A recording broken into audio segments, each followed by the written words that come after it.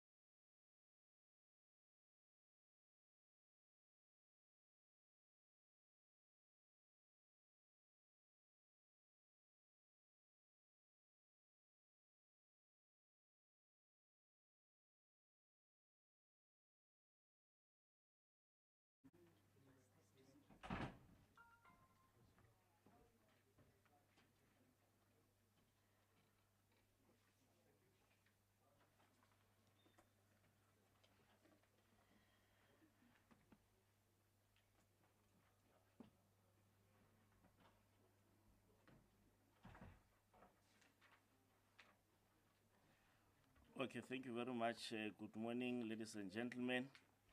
Good morning to the HOU, Mr. Lekgetho. Good morning to the Premier. The Premier of the Free State Province is also taking part in this media briefing virtually. I hope, Honorable Premier, you are able to hear us from Bloemfontein. Yes, good morning, Dr. Lekgetho. Good morning, colleagues. I can hear you. Thank you very, very much. Here, Mr. Lekgetho is joined by... Yeah, it's not, echo. Okay, no, our IT colleagues are also here. You are far.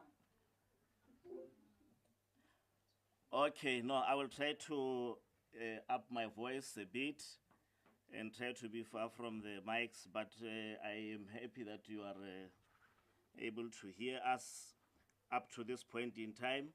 Also in attendance here, we've got the Acting Chief Operations Officer, Mezodwa Esive, and then we've got the Acting Chief National Investigations Officer, Mr.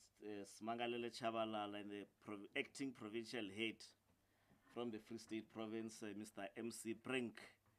Ladies and gentlemen, thank you very much, and also a warm welcome to those who are taking part in the briefing virtually. You are all welcome. This media briefing has been convened by the Special Investigating Unit to communicate the outcomes of Proclamation R123 of 2023. The acting head of the unit, Mr. Leonard Haoretelelo Lekgetho, will be taking us through the statement, and then thereafter we will invite the Premier to make a few remarks before we engage further on the statement. Without any waste of time, may I take this opportunity to invite Mr. Lekgetho to come and present the outcomes of the Free State Provincial Government Bursary Scheme. Mr. Lekgetho, over to you.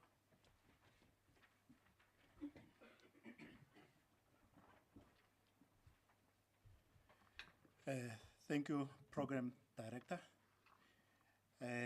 Members of the media, the Premier of the Free State, and the Director General of the Free State Province, valued South African participating in the press conference through online channels and other platforms. Good mornings to all. I extend my gratitude for honoring our invitation to attend this event. As you'll remember that this is our second report that we are releasing. Earlier this year, we released the one relating to Home Affairs. So this one relates to the Office of the Premier Free State. And I think before I start, I need to highlight that these are the activities that happened way before, around 2019, 2017. They're not relating to the current administration. So I'll go through the statement whereby the Special Investigating Unit investigation into the affairs of the Office of the Premier in the Free State has uncovered serious maladministration and an unauthorized awarding of bursaries and irregular expenditure by officials. The Free State provincial government allocated funds to support needy students in accessing higher education and to address the shortage of scarce skills in the province through bursaries. Each year, funding is provided for Free State students pursuing scarce skills profession at higher education institutions.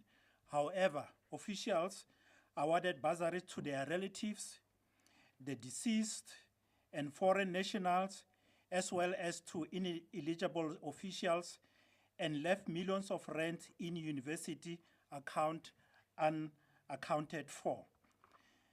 The investigation was authorized by President Cyril Ramaphosa under Proclamation R123 of 2023. Two progress reports outlining the investigation's findings were submitted to the President, with the final report due to be submitted in September. The investigation was initiated following referral from the Auditor General of South Africa concerning irregularities. The AGSA report from 2019 to 2020 revealed serious irregularities in the management of bursaries and funds intended to educate and uplift youth in the Free State province.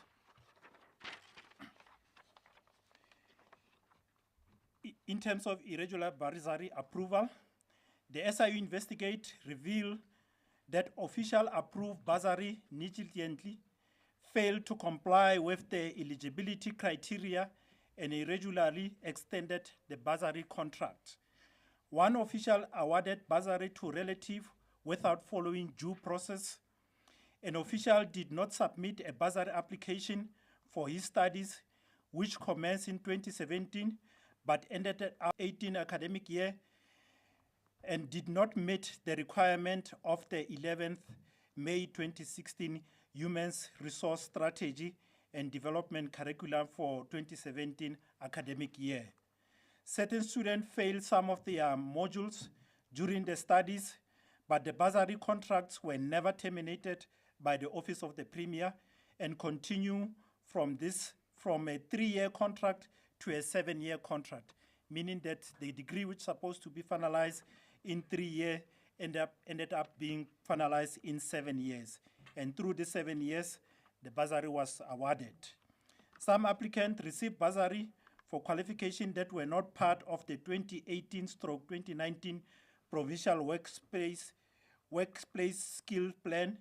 In some instances, the required process were not followed before this approval for the bursaries. An official who applied for an international government-funded bursary received the benefit while in office and continued to receive them after resigning from the government.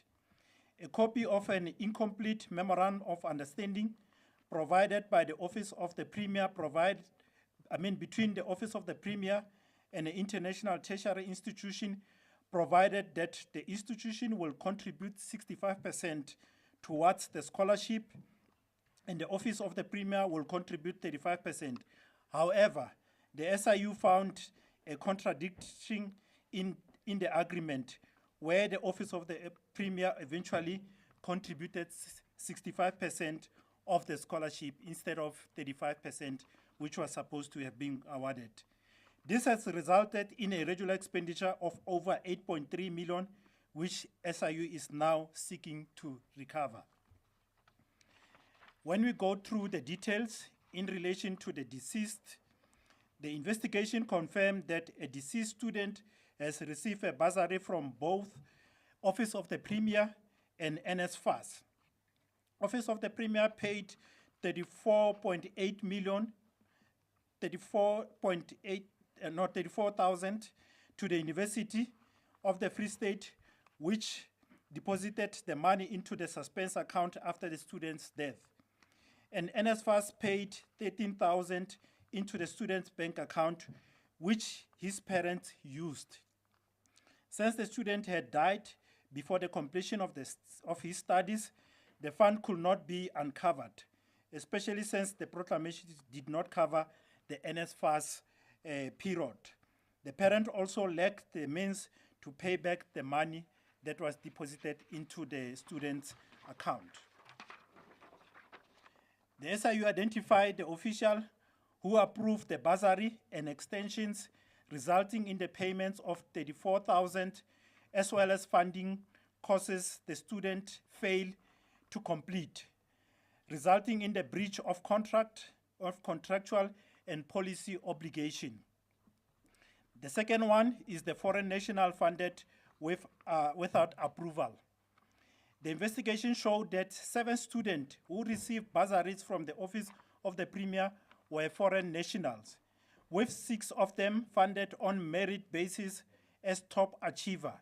However, the SIU found no approval to deviate from bursary policy, which specified that bursaries are for South African citizens residing in the Free State. And this has resulted in expenditure of 579,000, which was spent by Office of the Premier on those foreign students. Government official as bursary recipient. The investigation found that during 2019/2020 financial year, government official received a full-time bursary to attend various universities. The bursary policy states that while officials can apply for a part-time bursary, they were not eligible for a full-time bursary scheme. Excessive stipend payment. Bursary recipient receive stipend from provincial government and with varying amount for local and international students. However, our investigation uncovered that some students receive excessive sum totaling 1.8 million. The Office of the Premier stated that it has started reclaiming the fund from students who studied abroad and did not fulfill their bursary commitment. To prevent duplication, the SIU requested the Office of the Premier to proceed with the recovery and to keep the SIU informed on the progress and the outcome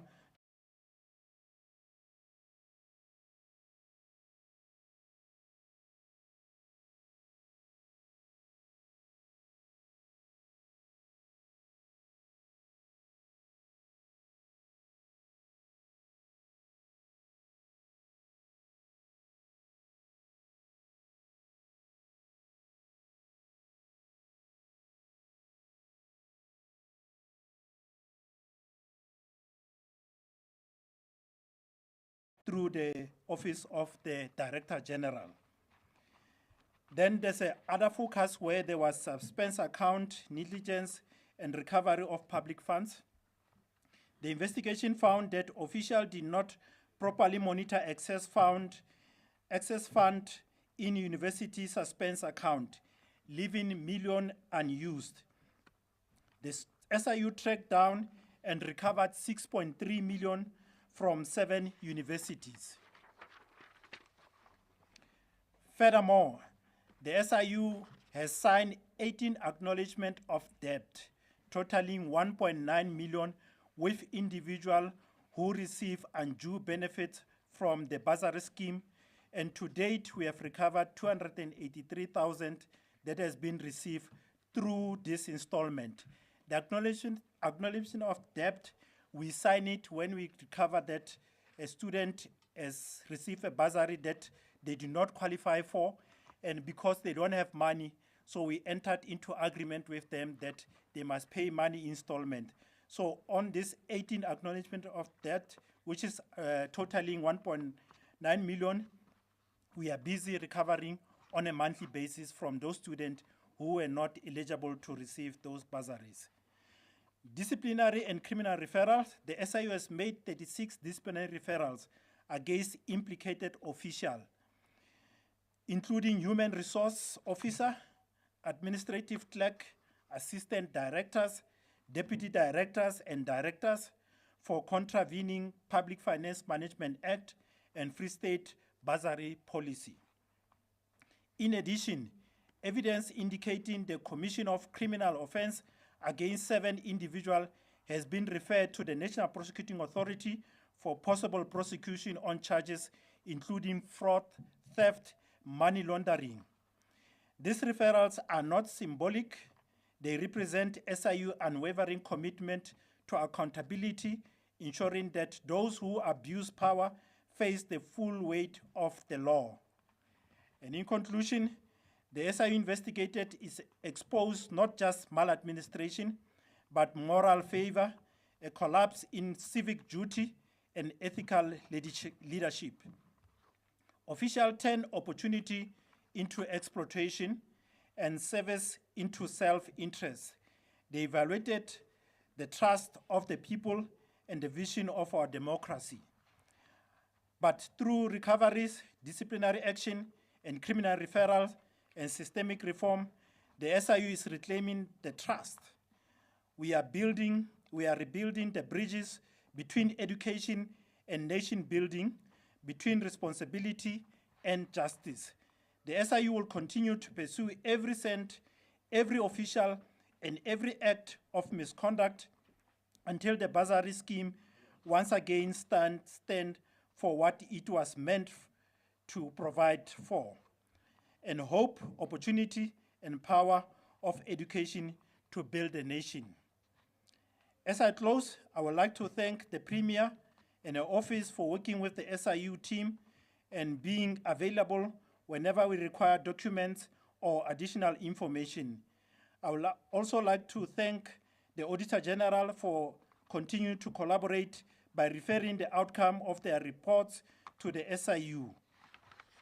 I deliver on our mandate and to South African to serve with pride and joy as a token of our gratitude for your ongoing support. That's the thank you to all South African. That's the statement from us. As you will have seen, that we have made several referrals pertaining to criminal and to disciplinary referrals. And as a result, as indicated, the DGs in the forum and the Premier, they will be in the position to able to indicate what has happened in terms of the referrals. And we are continuing to engage the NPA in terms of the criminal referrals regarding the referrals that we have made so that action can be taken pertaining to those who have really done wrong. And with regard to recovery, we are also continuing to make sure that we recover all the cents that has been spent pertaining to the bursary that was irregularly awarded. With that, I thank you.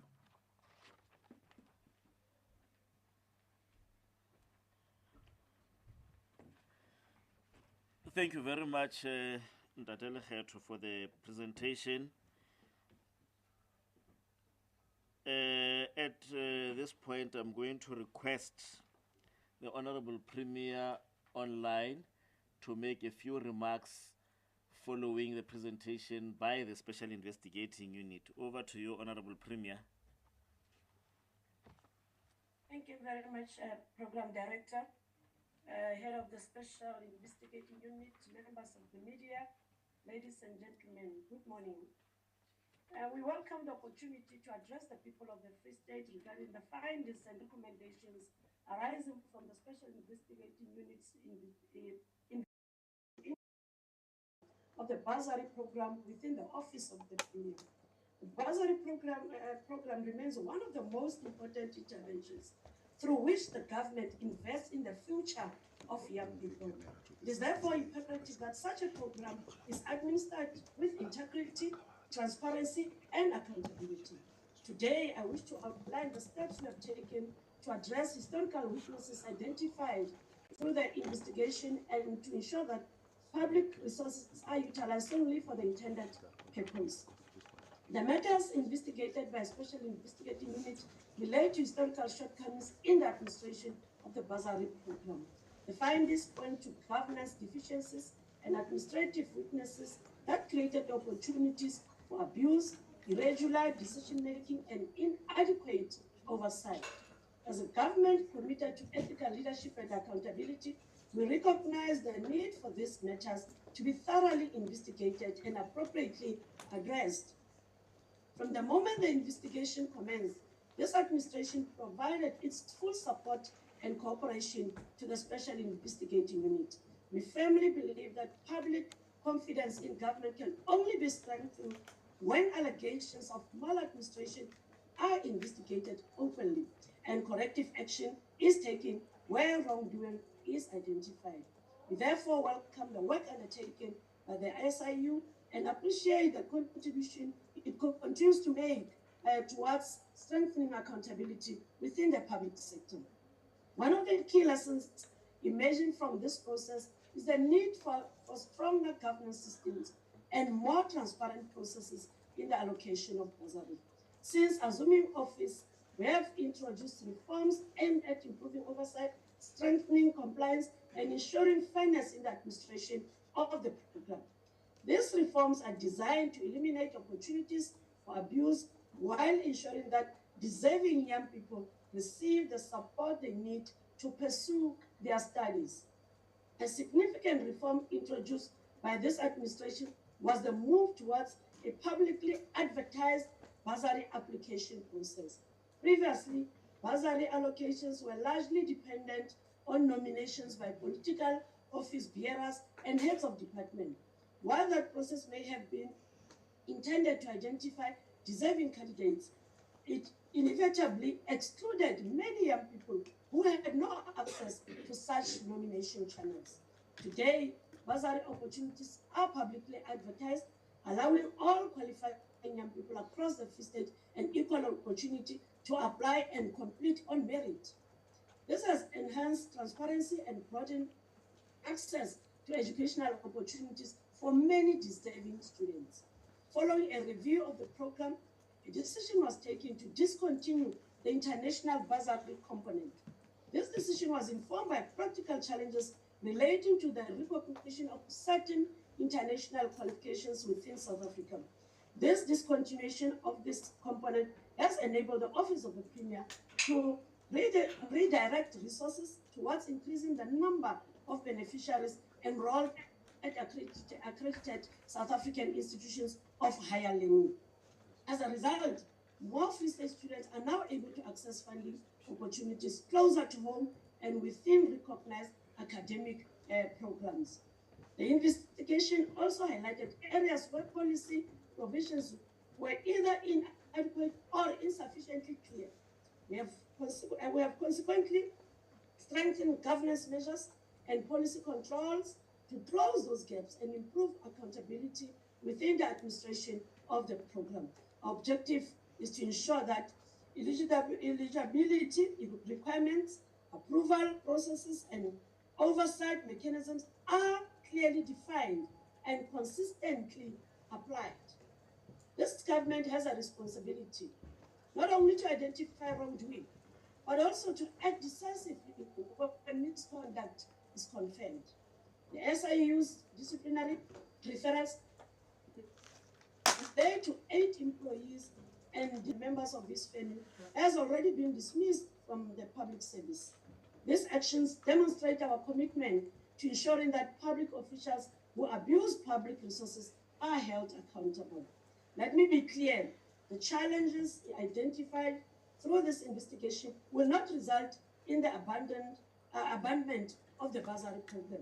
On the contrary, they reinforce the importance of protecting and strengthening a program that continues to change the lives of many young people across our province. We remain committed to supporting deserving students and ensuring that bursaries are awarded based on merit, integrity, transparency, and financial need. As the Free State government, our focus is not on the mistakes of the past, but on building systems that prevent those mistakes from recurring. We are determined to ensure that every rand allocated towards education serves its intended purpose and contributes to the development of the young people of the province. We thank the Special Investigating Unit for its work and reaffirm our commitment to continue to good governance, accountability, and ethical leadership. I thank you, Program Director. Thank you very much. Yeah, I would request that you stay on for a while as we move into the question and answer session. In the room here, we do have a number of colleagues. I will be advised as to how many would want to raise questions. I'm aware that also virtually we do have other participants in that regard. So may I take this opportunity to check if ever there are any points of clarity either to the Special Investigating Unit or to the Free State Provincial Government. I see a hand over there. Maybe, okay. In 1, 2, 3, 4. In that particular order, please. May I request that we introduce ourselves for the benefit of the panel. As I indicated, there are also other executive members from the SIU who would come in as and when required. Over to you, sir. Alex, or good morning, it's Alex Mitchell from News 24. Just first question is just a point of clarity. I just want to double check the period for this proclamation, was that looking between 2017 2018? I just want to double check that. Then I just wanted to ask a question about, in terms of the referrals, how, I mean, I know there was, you made some notes here of directors, deputy directors, but I just want to know how far, in terms of your investigation, did this scheme run, or the irregularities run, and did it spill over into political office, with political office bearers? And then on that same point, I just wanted to double check whether Marodi Charlotta, whether her studying in the US, as you will know, she's now back in South Africa. That was Mr. Magashule's former assistant, whether her studying was on the scheme, and if so, was under the scheme, and if so, whether there were any findings in terms of your investigation relating to that. Thank you very much. The second question came from that end. Maybe I will just to be audible enough for the benefit of the visual participants. Thank you.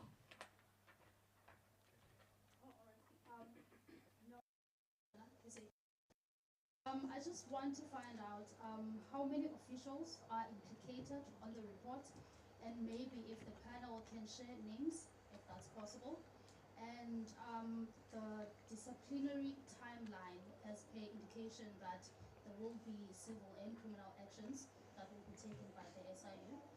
Second question, I want to talk about the qualifying students that lost out on the opportunity. How many are we talking about? More specifically in the financial year of the report. And then third question, we're talking about disadvantaged students here in the Free State. So I am wondering, why is the briefing happening here in Pretoria instead of back in the Free State, close to the affected people? Thank you. Noted. Next question, please. Good morning, Drayton here from Netwerk 24. Just two questions on, just clarity-seeking questions. How was this money used, this 8.3 million? Was it used for luxury vehicles as we've seen before, or luxury lifestyles to be funded? So maybe just some clarity on that and what the investigations revealed. And then just to add to my colleague from News 24's question, it seems like these recommendations are really focused on the administrative leg, if I can call it that. And really, is it difficult to charge these political heads, which are there ultimately for oversight and things there? Just an update on where that case is at the moment, because things went pretty quiet very quickly. So thank you so much. The fourth question, I think, yes, my sister. So this one is for the Free State Premier. Premier, how does the provincial government explain the failure of oversight mechanisms that allowed the bursaries to be awarded to deceased students, foreign nationals, and officials who were not eligible for this funding? And given the this is the second question. Given the seriousness of these findings, why should Free State residents trust that government will be able to manage future bursary programs? Thank you. Very much, Honorable Premier. I take it that you did hear the question that was directed to the. I suppose you heard the question that was directed to you, Honorable Premier. Thank you very much, Program Director. My understanding was that the student who's deceased was a beneficiary whilst he was still alive. And it continued even when he was and or she was deceased. So it's something that was really, it's not like they put in the system somebody who was already deceased. It's different from this one of foreign students where people just took people who don't even qualify to be part of the program itself. So this one, they never stopped, they continue. And like I said earlier on, consequence management indeed applied. And in coming to the issue of trust, trust you build it by actions themselves. Now, when you read what I've just said and shared with you media, the systems that you have put in place, like I said previously, these students were identified either by senior people in government, office bearers, but this time around, with this 7th administration, students, we advertise, we even take these adverts to different districts to make sure that learners or students from Free State are able to access this information. We use constituency offices. I've got what you call true source centers from the office of the Premier. We make sure that we even share the information with different municipalities, the libraries that we have throughout this process. It's just to address the very same issues that we are faced with today. Thank you. Thank you very much, Mr. Lekgetho. Can I then allow DG to deal with the issue of how many officials? Okay, yeah, just for continuity and completion's sake, over to you, DG.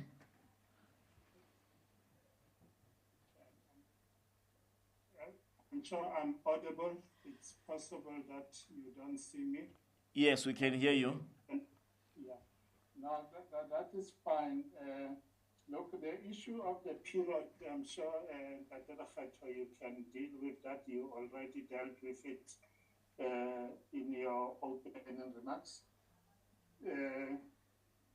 The 38 referrals that came to us involved 8 employees. Out of that 8, 1 has already retired, so we have 7 remaining in the system, and we have started with the disciplinary process.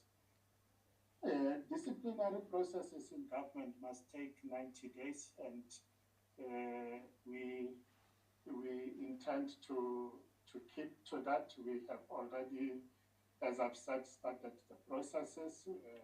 We want it to be independent process, so we are outsourcing the chairpersonship as well as the prosecution. So we believe that we will do them within the timelines prescribed. I think those were, yes, the investigation, as far as we are told by the SIU, is that it will not be limited to these 8 people. There's still work to do until September to finalize the remaining part of the investigation. Thank you very much. Thank you, DG. Mr. Lekgetho.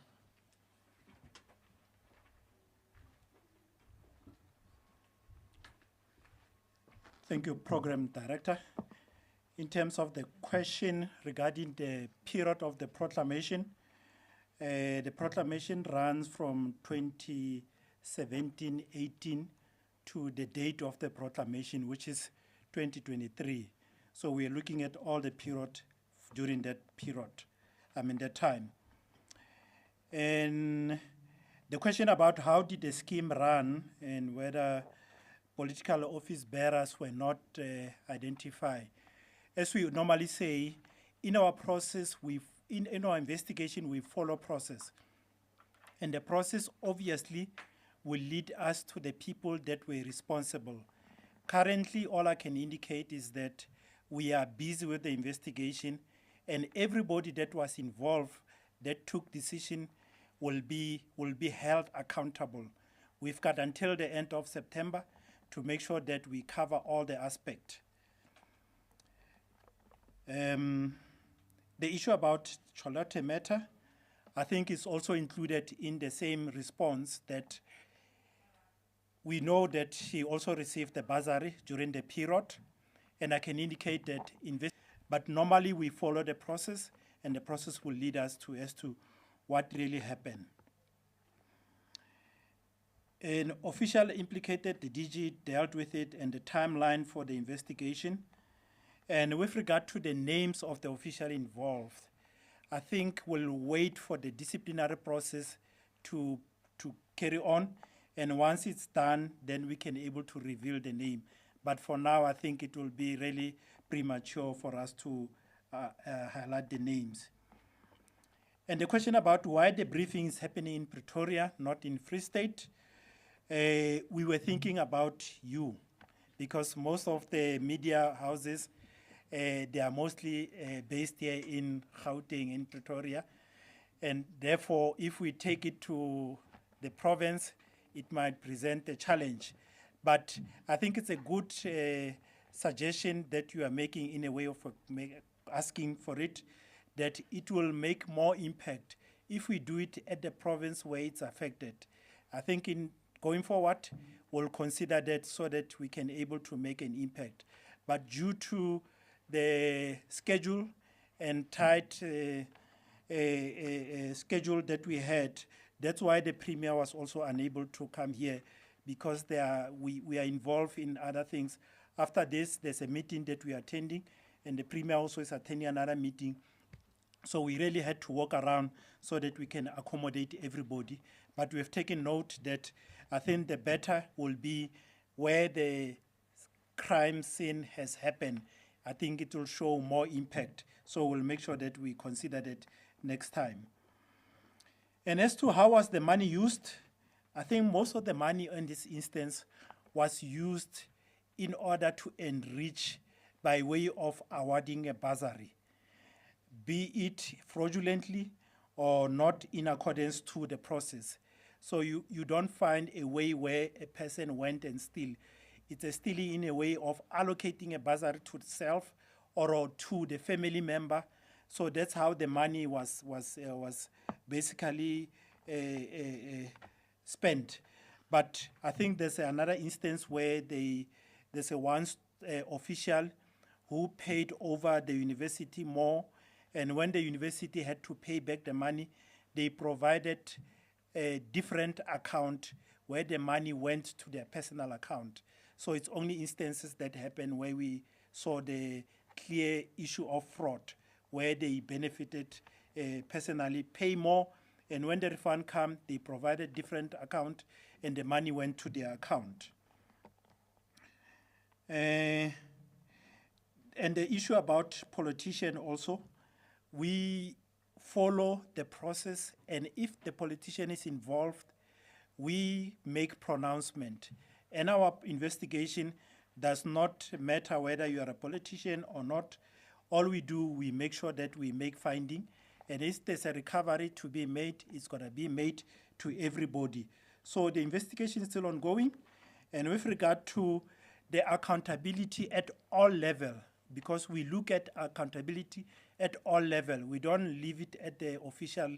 We check as to who was the accounting officer or authority at a particular time, and what is it that they're supposed to have done that they didn't do. And that's where we come with pronouncement to say they fail in their duty to make sure that the process government process is protected. So the investigation is still ongoing, and we will come up with some finding if we come across such. And the last question on Maumela matter, I think is just being in. On that one, you will have seen last week that we unmask the syndicate number 3. When we presented last time the report, there were 2 syndicates that we outlined, and we have outlined the syndicate number 3. But I can indicate that there's a work that is ongoing, and we are busy working with the NPA and the Asset for Future Unit to make sure that we finalize the matter. And in terms of our processes, remember there are vehicles that we have frozen, and that process is still ongoing, whereby we will be preparing to go to court to able to go and get a final forfeiture in terms of those processes. But the investigation is still ongoing, and across the 3 syndicates that we are busy with. I think once we are ready, we will come back to able to outline exactly where we are in terms of the Tembisa Hospital. I think those are the matters that I can able to follow. I'm not sure if my colleagues have left anything. I'll give them the opportunity to come if I've left any other question to come and answer. Thank you. Thank you very much, HOU. Acting COO, is there any addition to make? Okay.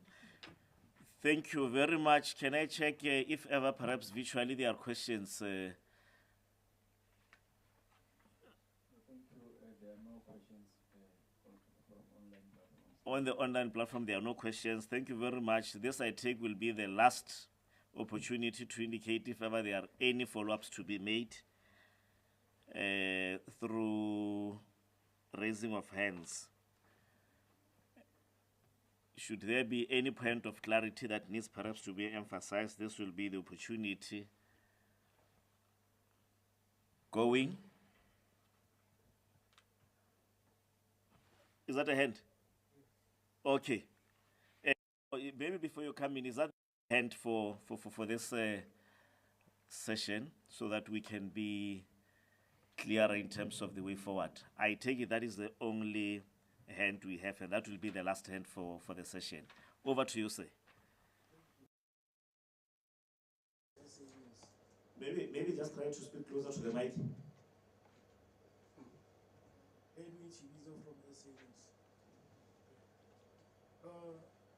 Are you able to break down the figures as to how many officials benefited, how many students benefited from the bursary scheme? Thank you. There was a temptation to follow up. Over to you, ma'am. So that we can just have a properly controlled session. Is that there was a hand, and I got the indication that there was none, but now I see, so that we can be properly guided. Is this the last hand? Because then we are going to close this session in the absence of any. Going.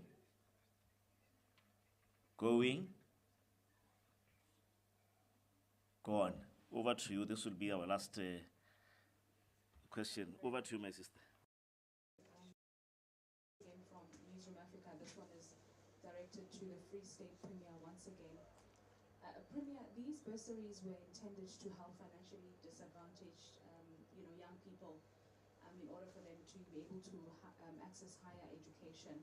Now, in light of what we have heard from the SIU, do you maybe have a message for students who may have lost opportunities because these funds were mismanaged? Because I do understand that there were some students, I think the cohort of 2014, that were sent to China for medicine, and at some point they were told that they are on their own, meaning they had to return. And yeah, that's how it ended for them. Thank you. Honorable Premier. No, thank you very much for that question. Indeed, there were those students who were frustrated by the very same process, and that led to these investigations. But what we did in the province was to take the very same students and had a program with youths. And some of them started, I think they started around 2015, 2017, around that time. But we do have those who qualified. through the very same program.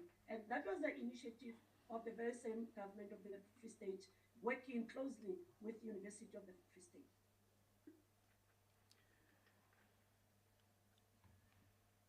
Thank you very much, Honorable Premier. Mr. Lekgetho, you would come and take the question that was earlier raised as we approach closure.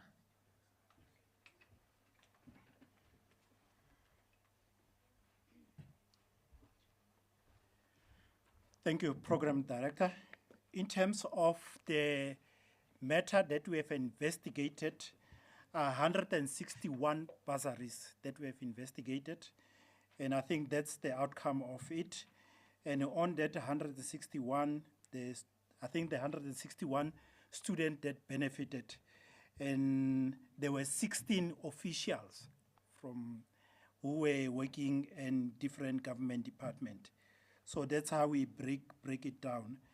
But I think in the report, it's outlined as to how many we have investigated and we have closed. So we really didn't break it down as to how many were supposed to have benefited and did not benefit, or who applied. Because what happened, the allegation came as a list after the Auditor General and say, these are the allegations and these are the people that were awarded bursary, of which they were not eligible for. As a result, we started investigating those. So those are the allegations that we have. I think in closing, Program Director, let me take this opportunity also to thank everybody for coming to this session, and also to thank the Premier and the DG for availing themselves. I know that the time was really not on our side on both ends, but we really make it happen. And also to thank the media for availing yourself to come here. Every time we call you, you avail yourself. We really want to thank you.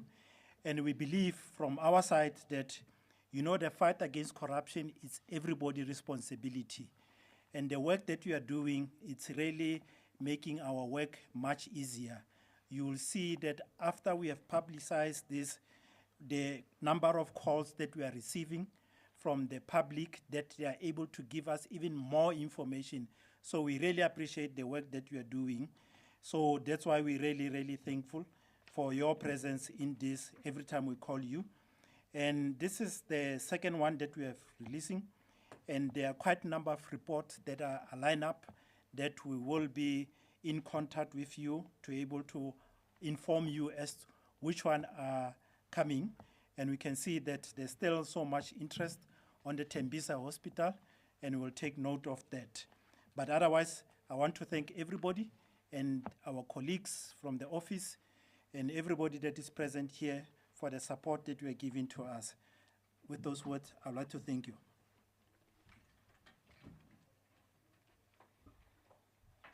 Thank you very much, Mr. Lekgetho. The briefing stands adjourned. Thank you very much. Thank you.